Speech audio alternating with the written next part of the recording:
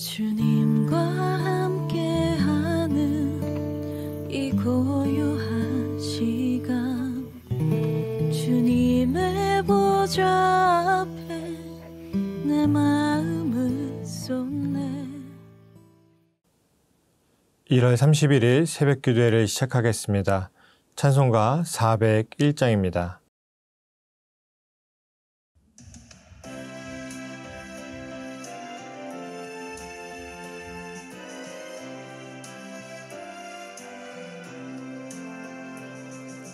주의 곁에 있을 때 마음이 든든하오니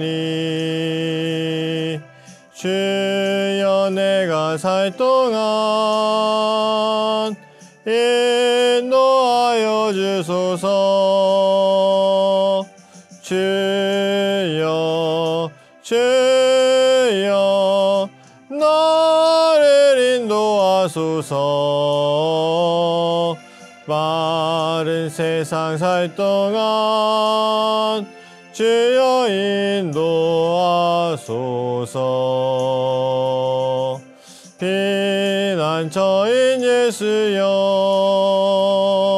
세상 물결험할 때 크신 은혜 베푸사 나를 숨겨주소서. 주여 주여 나를 인도하소서. 마른 세상 살 동안 주여 인도하소서. 세상 풍 빠진 하늘 영화로운 나라와 눈물 없는 곳으로 데려가게 하소서. 주여 주여 나를 인도하소서. 마른 세상 살 동안 주여 인도하소서.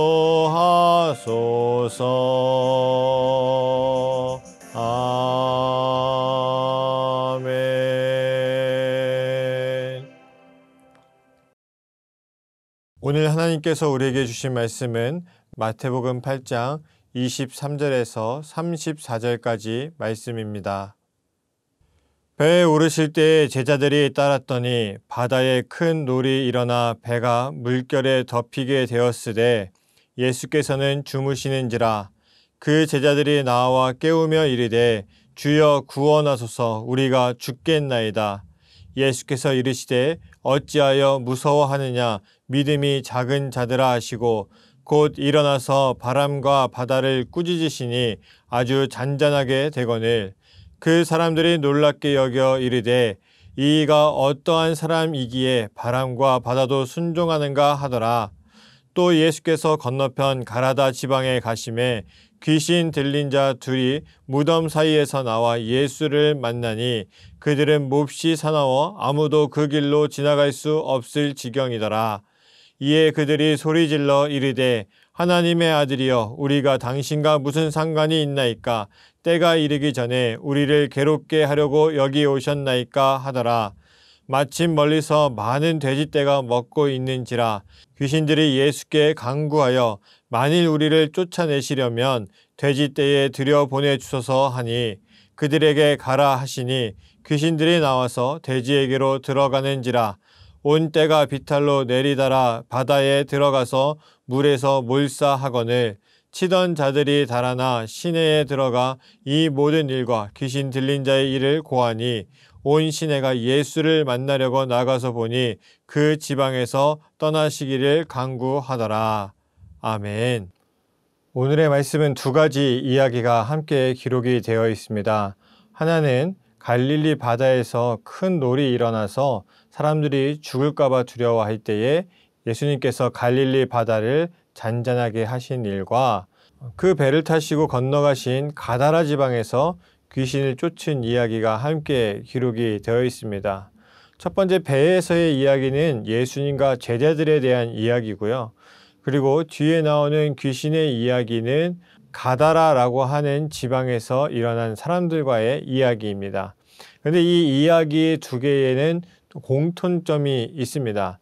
예수님께서 신비한 능력을 보여주셨다라고 하는 것이고, 또 한 가지 예수님의 제자들이 그 모습을 보고 반응하는 모습과, 그리고 가다라 지방의 사람들이 보고 반응하는 이야기가 이제 기록이 되어 있습니다.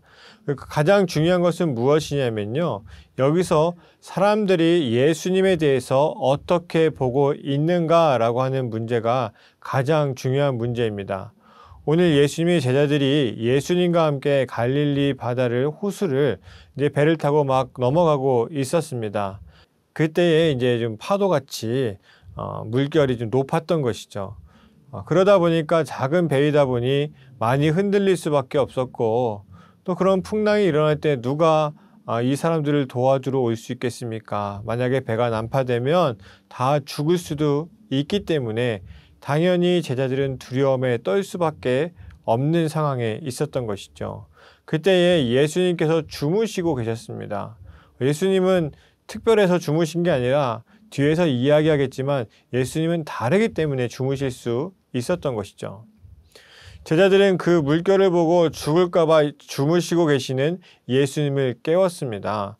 그리고 나서 지금 우리가 어떻게 하면 죽겠습니까? 우리를 좀 구원해 주십시오. 우리가 다 죽게 생겼습니다. 라고 하는 이야기를 하게 됩니다. 그런데 예수님은 이야기하죠. 너희들의 믿음이 작은 것이다 라고 이야기하십니다. 여러분, 제자들이 예수님을 바라볼 때 어떠한 분으로 바라봤을까요? 어떠한 문제가 생겼을 때에 신비한 능력으로 해결하시는 분으로 생각을 했던 거죠. 그래서 예수님이 함께 있지만 자고 있었기 때문에 깨워야 했고, 깨운 다음에 예수님에게 우리가 죽겠다, 지금 너무 위험한 상태입니다 라고 하는 것을 이야기하면서 구원해 달라고 요구하게 되는 것이죠. 그러나 예수님의 이 대답은 완전히 다른 이야기를 하고 있습니다. 믿음이 작다라고 하는 거예요. 아니, 제자들은 자신이 위험이 있을 때 믿을 만한, 그리고 그런 신비한 능력을 가진 예수님께 믿기 때문에 가서 이야기한 것이죠. 그런데 예수님은 오히려 그들에게 믿음이 작다라고 이야기하십니다. 왜냐하면 예수님은 신비한 능력이 있어서 바다를 잔잔하게 하실 수 있는 분이지만, 그보다 중요한 것, 예수님이 함께하고 있으면 걱정할 게 없다라고 하는 믿음이 있었어야 되는 것이죠. 제자들이 지금 예수님을 따라다니고 있는데, 만약에 그들이 언제 어디서나 나중에도 예수님께서 죽으시고 부활하신 이후에 그러한 상황 속에서도 성령으로 우리와 함께 하신다라고 하는 그러한 믿음이 있으면 그들이 어려움이 있어도 살아갈 수 있을 겁니다. 그런데 예수님이라고 하는 그런 존재, 한 명의 사람이 내 곁에 어떠한 도구처럼 있어야 된다고 생각한다면 당연히 그 믿음이 작다라고 이야기할 수밖에 없는 상황이 되는 것이죠. 정확하게 이야기하면 제자들은 예수님을 한 명의 대단한 사람, 또 어떠한 어려움에 대한, 어떠한 두려움에 대한 그 모든 것을 해결할 수 있는 도구로만 생각을 했던 것이죠. 그래서 가까이 있어야 되고 깨어 있어야 되고 내가 원하는 것을 들어야 되고 그대로 뭔가 문제를 해결해 주는 그런 분으로 생각을 했던 거예요. 그런데 예수님은 아니라는 거예요. 지금 내가 너희와 함께 있는 것만으로도 충분하다라고 이야기하시는 거죠. 이 당시에 사람들은 자연의 어떤 큰 힘이 신의 힘이라고 생각했습니다. 그 중에 제1을 뭘로 생각했냐 하면 물의 움직임. 물이 막 일렁이고 파도가 크게 치고 폭풍이 몰아칠 때에 그 물은 확실하게 신이 움직이는 것이다 라고 생각하던 때입니다. 그래서 예수님께서 이 갈릴리 바다에 울렁이는 이 물결을 잔잔하게 하셨을 때에 사람들이 뭐라고 이야기하냐면 이 사람이 어떤 사람이기에 바다와 바람도 이렇게 순종하는가 라고 이야기했다는 거예요. 보통 사람들이 봐도 아, 이 예수님이라고 하는 분은 어떤 신적인 존재구나 라고 하는 것을 이 바다를 잔잔하게 하는 모습을 통해서 깨닫게 되었습니다. 그 한 사건으로. 그런데 제자들은 여전히 그런 예수님을 지금 많이 체험해 왔음에도 불구하고 이 자리에 와서 또 물결이 일렁이자마자 그때마다 예수님을 찾으며 구원해 달라고 이야기하는 거예요. 여태까지 예수님이 안 해주신 것이 없었고 이루지 못한 것이 없었는데 여전히 그렇게 생각하고 있으니 당연히 제자들은 믿음이 작은 자라고 불릴만 했던 것이죠. 그리고 와서 도착한 것이 어디였냐면 가다라라고 하는 지방이었습니다. 이 귀신 들린 자들이 예수님을 보니까 기겁을 하기 시작하는 거죠. 그날이 오기까지 우리를 먼저 괴롭히려고 이곳에 오셨습니까? 라고 항변하듯이 이야기하지만 결국은 우리가 사람에게서 떠날 것인데 돼지떼로 들어갈 수 있게 해달라고 이야기하는 거죠. 결국 이 귀신들이 돼지떼에 들어가게 되고요. 이 돼지떼는 어떻게 합니까? 비탈을 막 달려나가서 벼랑으로 막 떨어져 나가는 거예요. 그래서 바다에 몸을 던지고 그 물에서 죽게 되었다라고 하는 것을 오늘 성경은 기록하고 있습니다.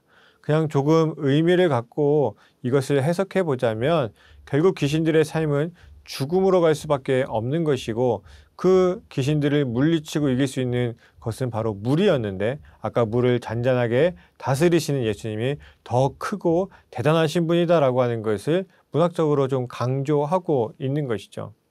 이 모습을 보던 돼지를 치던 사람들이 이제 시내에 가서 그런 이야기들을 쭉 했습니다. 그런데 두 가지 이야기가 있었겠죠. 하나는 귀신 들린 사람들이 귀신이 떠났대. 이거 하나와 예수님이 오신 다음에 돼지 떼들이 비탈에서 다 나가 떨어져 죽어버렸어. 이 두 가지 이야기가 마을 사람들에게 전해졌을 겁니다. 이 돼지를 치던 사람들이 정말 귀신이 돼지떼에게 들어가서 그들이 돼지떼가 죽게 되었다 이렇게 생각했을런지는 잘 모르겠어요.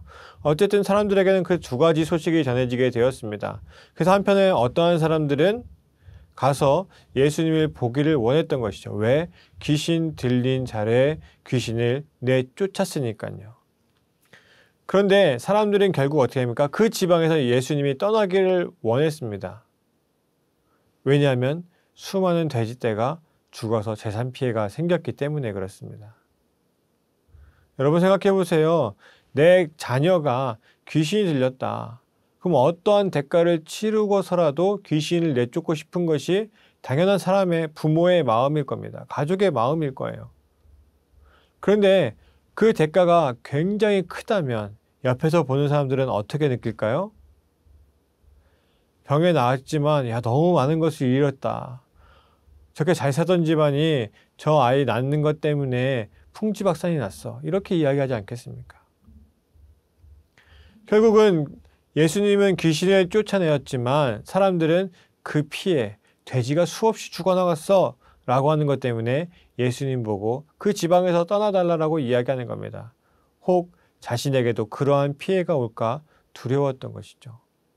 예수님은 사람들을 치유해 주신 분이고 귀신을 내쫓아 주신 분인데 오히려 배척받게 되는 이유는 그러한 경제적인 혹은 자신의 재산에 대한 피해 이것 때문이었습니다. 결국 예수님이 어떠한 분이시라고 하는 것을 알았더라면 그러한 대가를 통해서 구원받은 사람들을 바라보고 하나님께 찬양을 할 수 있는 민족이 되었겠지만 그게 안 됐던 것이죠. 여러분 우리가 신앙생활하면서 예수님이 누구이신가 나에게 어떠한 분이신가라고 하는 것은 굉장히 중요한 문제입니다. 왜냐하면 그에 따라서 나의 신앙생활의 태도와 삶의 방향이 완전히 달라지기 때문에 그래요. 여러분 아직도 신앙생활하면서 두렵고 떨리십니까? 물론 인간적인 마음에 어떠한 일이 큰 일들이 나에게 오게 되면 두렵고 떨리는 마음이 생기긴 하지요. 그러나 그리스도인들은 그 일을 담담하게 나아갈 수 있어야 됩니다. 왜냐하면 예수님이 나와 함께 하시기 때문에. 때로는 예수님이 잠자시는 것과 같아요. 나에게 뭔가 특별한 행동, 특별한 어떤 일들을 보여주시는 것이 아니라 아무 대답도 없는 것 같고 아무것도 모르시는 것 같아서 예수님을 깨워야 되는 그런 마음이 들기도 할 때도 있습니다. 그러나 그것은 우리의 믿음이 작은 모습이죠. 예수님께서 나와 함께하고 계시면 때로는 나에게 아무 말도 하지 않는 것처럼 침묵하시는 것처럼 마치 어디서 주무시는 것처럼 느껴진다 할지라도 내가 두려워하지 않고 그 길을 나아갈 수 있게 되는 것이죠. 또 예수님이 누구이신지 분명히 안다면 우리는 우리가 가지고 있는 어떠한 재산적인 물리적인 피해보다는 그걸 통해서 이루시는 하나님의 놀라운 역사를 볼 수 있어야 되고 사람 구원과 영혼 구원에 대한 놀라운 사역들을 우리는 바라볼 수 있어야 되는 것이죠. 여러분, 영혼 구원과 그리고 이 땅에서의 하나님의 귀한 사명을 감당할 때에 가장 중요한 것이 무엇입니까? 그 영혼을 정말 구원의 길로 갈 수 있게 우리가 이끌어줄 수 있는가? 정말 그 영혼이 하나님을 바라볼 수 있게 되는가? 이런 게 중요한 것이잖아요. 돼지떼가 중요한 게 아니라 이번에 어떠한 일을 했는데 돈이 많이 쓰였어. 물론 낭비하는 것은 당연히 안 되겠지만 한 생명을 더 먼저 바라보고 하나님의 사명을 더 먼저 바라보는 눈이 우리에게 필요한 것이죠. 그리고 난 다음에 혹시 불필요하고 잘못된 것이 있었으면 고쳐나가면 되는 것이죠. 근데 어떠한 일을 함에 있어서 항상 얼마가 든대, 비싸대 이렇게 하면요, 이 세상에서 할 수 있는 일이 아무것도 없게 됩니다. 특히 하나님의 사명을 감당하는 일에는 우리가 무언가 얻고자 하는, 특히 경제적으로 무언가 얻고자 하는 것이 아니라 하나님의 사명이 나에게 왔기 때문에 감당하는 겁니다. 그런데 그런 것에 경제적인 논리를 대입하게 되면 당연히 수지타산이 나오지 않을 수밖에 없겠죠. 우리 성도님들이 이 코로나 시대를 지나가시면서 참 여러 가지 위기들이 있지 않습니까? 항상 건강에 대한 위협이 있고요. 또 사람들이 함께하지 못하는 그러한 삶 때문에 경제적인 어려움도 있고요. 또 가까이 지냈던 이들도 가까이 지낼 수 없는 또 인간적인 외로움도 들 수도 있습니다.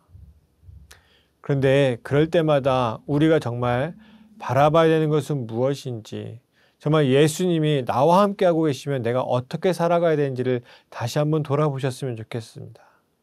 그리고 나서 내가 이런 와중 속에서도, 이런 어려움 속에서도 정말 하나님의 사명을 감당하고 있는가, 주님의 뜻을 먼저 바라보고 있는가를 돌아보시고, 또 우리 성도님들의 그런 신앙에 개선이 있으면 더 이 어려운 시대에 하나님 앞에 한 발자국 더 나아갈 수 있는 은혜가 있을 것이고, 하나님의 뜻을 이 어려운 중에서도 이루어가는 은혜가 우리 성도님들께 있을 줄 믿습니다. 포기하지 마시고 어려워하지 마시고 언제나 나와 함께 하시는 예수님을 붙들고 주님의 뜻을, 주님의 사명을 먼저 앞세우고 나아가시는 우리 성도님들이 되시기를 간절히 축원합니다. 기도하겠습니다. 하나님, 오늘의 말씀을 보면서 참 많은 것을 깨닫게 됩니다. 제자들은 예수님과 항상 함께하며 놀라운 일들을 체험했지만 어려움 앞에서 다시 한번 무릎 꿇고 예수님을 찾아가 살려달라고 이야기할 수밖에 없는 이 제자들의 모습을 보게 됩니다. 또 하나님 아버지, 귀신 들린 자들이 있었고 그들이 귀신이 내쫓아짐으로 치유받았고 정상인의 삶을 살게 되었는데 그 안에서 없어진 돼지떼, 경제적 손실만 보는 사람들도 우리가 오늘 함께 보게 되었습니다. 하나님, 우리가 그리스도인임을 잊지 말게 하여 주시옵소서. 오직 주님께서 나와 동행하시기 때문에 내가 살아가고 있음을 잊지 말게 하시옵소서. 때론 하나님 아버지, 우리의 삶 속에서 예수님이 침묵하시는 것과 같고 마치 주무셔서 나에 대해서 아무것도 모른 채 지나가시는 것처럼 보인다 할지라도 주님, 그것은 우리의 생각이고 우리는 나와 동행하시고 나와 한 배에서 함께 이 인생의 배를 이끌어 가시는 예수님이 있다면 두려워하지 말고 떨지 말고 오직 그 안에서 평안을 누릴 수 있는 우리들이 될 수 있도록 함께하여 주시옵소서. 뿐만 아니라 하나님 아버지, 이러한 삶을 살아갈 때에 우리가 추구해야 될 것은 주님의 뜻입니다. 주님의 사명입니다. 그러하니 하나님 아버지, 우리가 자꾸 세상의 것들을, 세상의 가치를 우리의 우선순위에 앞에 두는 것이 아니라 때로는 그러한 곳에 손실이 있다 할지라도, 때로는 내 인생에 손해가 있다 할지라도 주님께서 주신 우리의 사명, 주님께서 이루신 놀라운 일들, 주님의 귀한 생명들을 구한 일에 더욱더 힘쓰며 나아가는 우리들이 되게 하여 주시옵소서. 우리는 주님께서 나와 동행하시기 때문에 살아갈 수 있는 사람들입니다. 그러하니 주님의 뜻만을 지고 나아갈 수 있는 우리들이 되게 하셔서 이 시대에 세상 사람들과는 분명히 거룩하게 구별되는 우리들이 되게 하여 주시옵소서. 이 모든 것을 이루실 예수 그리스도의 이름으로 기도합니다. 아멘.